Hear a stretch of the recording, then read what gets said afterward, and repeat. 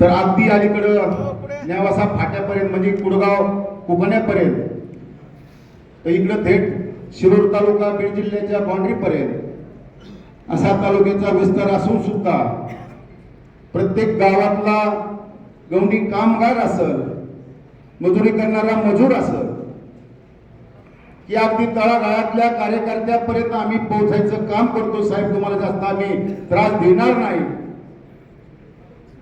परंतु आता या ठिकाणी बऱ्याच वक्त्यांनी सांगितलं की श्रीमंतांची आणि गरिबींची ही लढाई आहे.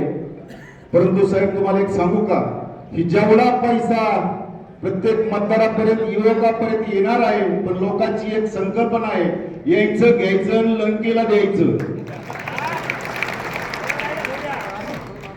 यायचं घ्यायचं आणि लंकेला द्यायचं हा प्रत्येक तळमळीच्या कार्यकर्त्याचा. त्या माता भगिनीने विषय मांडला की साखर आणि डाळ ती आपलीच होती, लोकांनी लाडू रामाच्या नावाने दिले, परंतु ते लंके साहेबालाच फायदा झाला. साहेब, आमच्या खाली खरवंडी पट्ट्यात भगवानगडाच्या त्या ठिकाणी तुम्ही कसे जिंकलात आज या ठिकाणी नक्की सांगतो की विद्यमान खासदारांच्या सुयोग्य पत्नी, तालुका उपाध्यक्ष, ते जिल्ह्याचे सरचिटणीस काय वगैरे पदाधिकाऱ्यांची निवड झाली. त्यात मी बरेच गट आहेत, मी काय त्याच्याशी जाणार नाही, त्या पार्टीची मला घेतलेलं नाही. परंतु विद्यमान खासदाराच्या सुविध पत्नी त्या ठिकाणी सत्कार करायला आल्या.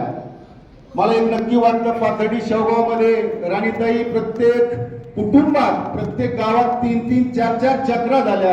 त्याचं एक श्रेय म्हणून विखे पाटलाची मंडळी आमच्या डोंगरात तरी एक वेळेस आल्या.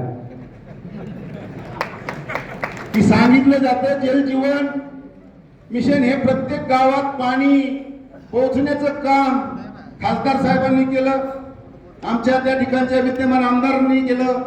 परंतु त्या ठिकाणी पिण्याला पाणी नाही आणि डोंगरात कसं ऊन लागतं आपण या माथ्यावर पाहिल्यानंतर कळतं.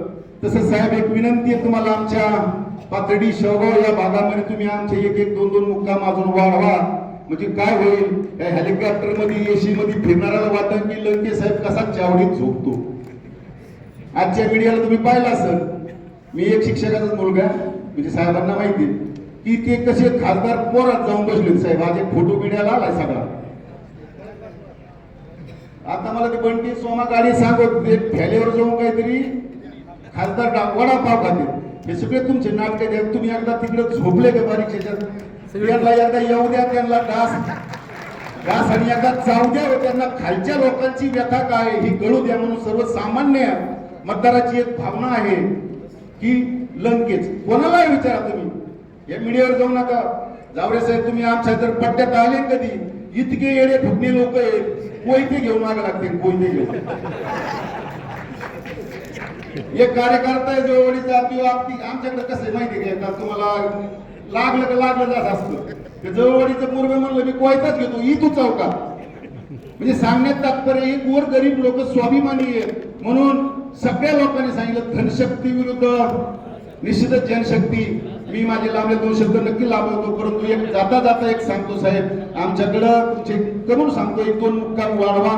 तुम्ही तसे पाथर्डी तालुक्यात पावटा देवीला येतात, भगवानगडावर येत आहे, प्रत्येक दैवताला जात आहे, त्याबद्दल दुमत नाही. परंतु हे झोपायचं काम म्हणतो तुम्ही नेहमी म्हणत असत, माझ्या अंगात रक्तच नाही, डास चावून तरी काय करणार. मी आणलं एकदा थोडा सोंग बिंग करायचं, चहा ठेव द्या. आणि आमच्या परिसरातून नक्की सांगतो, सर्वांनी जरी सांगितलं असेल तर शेवगाव मध्ये मी पुढारी म्हणून लीड मिळणार नाही साहेब तुम्हाला. सर्वसामान्य जनता तुम्हाला एवढं लीड देणार आहे की ते नंतर नको नको असं वाटणार आहे पुढाऱ्याला सुद्धा. कळंबर साहेब, की आपण कोणत्या लेवलची पुढारी लंके कसं काय होऊ राहिलं. म्हणून तुम्हाला एक विनंती आहे, तुम्ही जेवढं आमच्यावर प्रेम करतात त्यापेक्षा निश्चितच आमची गोरगरीब जनता तुमच्यावर प्रेम करणार आहे. आणि आमच्या तालुक्यातून मागच्या 53,000चं लीड होतं, त्याचा बदला आता 100% आमची गोरगरीब जनताने मतदार घेणार. आणि तुम्हाला निश्चितच बाळासाहेब यावरती निश्चितच स्वरूपात शेवगाव तालुक्यातून जास्तीत जास्त लीड देण्याचं काम आम्ही करू. आणि या ठिकाणी थांबतो आणि मला बोलण्याची संधी दिली संयोजकांनी, त्याबद्दल आभार मानतो.